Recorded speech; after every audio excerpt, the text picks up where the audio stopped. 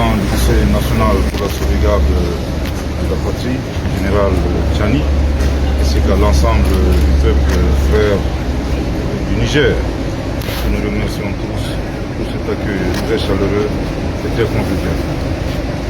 Pour la deuxième question, globalement, l'audience qui nous a été accordée par le président du Conseil national pour la sauvegarde de la patrie a porté globalement sur les principales décisions qui ont été prises par leurs excellences le colonel Assimi Goïta et son homologue du Burkina Faso, le capitaine Ibrahim Traoré, après les sanctions de la CEDEAO.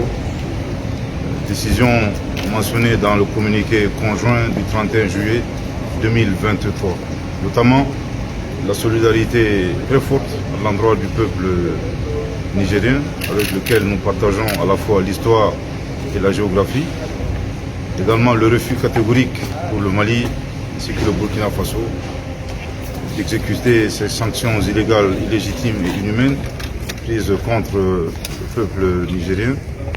Et enfin, le plus important, c'est réitérer la participation active, effective et pleine du Mali et du Burkina Faso aux opérations de légitime défense en cas d'agression de la CEDEAO contre le Niger.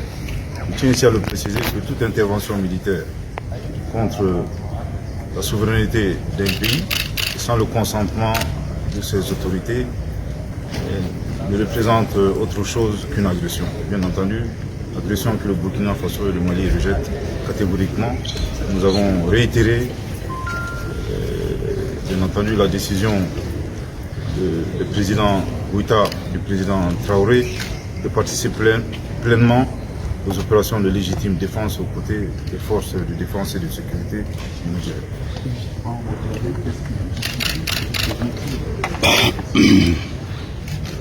Ce sont des décisions mûrement réfléchies. Je tiens ici à rappeler que ça fait plus de 10 ans que le Burkina Faso, le Mali et le Niger gérons les conséquences négatives, conséquences socio-économiques, conséquences sécuritaires, conséquences politiques, conséquences humanitaires de l'aventure hasardeuse de l'OTAN en Libye.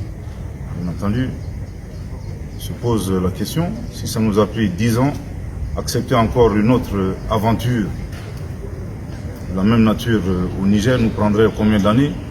Je ne sais pas, 20 ans, 30 ans, 40 ans, 50 ans.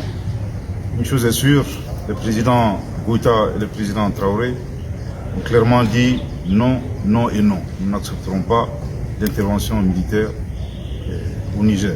Il en va de notre survie. Bien entendu, les chefs d'État du Mali et du Burkina ont pris la ferme décision de laisser des actifs et non des passifs aux générations futures. Nous sommes de la fin de notre question. Monsieur le ministre, si vous avez un dernier mot. Dernier mot tout d'abord à l'endroit de la CEDEAO, nous avons deux messages. Le premier message, que nous leur demandons très clairement de cesser d'affamer nos peuples. Nous n'avons pas besoin de sanctions. Je pense qu'il y a énormément assez de souffrances que nos populations traversent. Deuxième message, qui est également un message important, nous apprécions bien les ultimatums. Je pense que la CEDEAO se trompe lourdement de destinataire. Il faudra adresser ces ultimatums aux groupes terroristes. Et ça fait 10 ans que nous attendons cela. Je pense que nous serons très heureux une fois que ces ultimatums soient adressés aux groupes terroristes. Ensuite, à l'endroit du peuple frère du Niger, ce sont des moments difficiles. Le Mali et le Burkina Faso ont traversé des épreuves similaires. Nous tenons à leur assurer très fermement de notre soutien et de notre solidarité. Et restons résilients et stoïques pour reprendre les propos de son Excellence le colonel Assimi Goïta. Tout ce qui est substantiel et positif ne peut s'obtenir dans la facilité. S'il plaît à Dieu, nous vaincrons. Merci, M.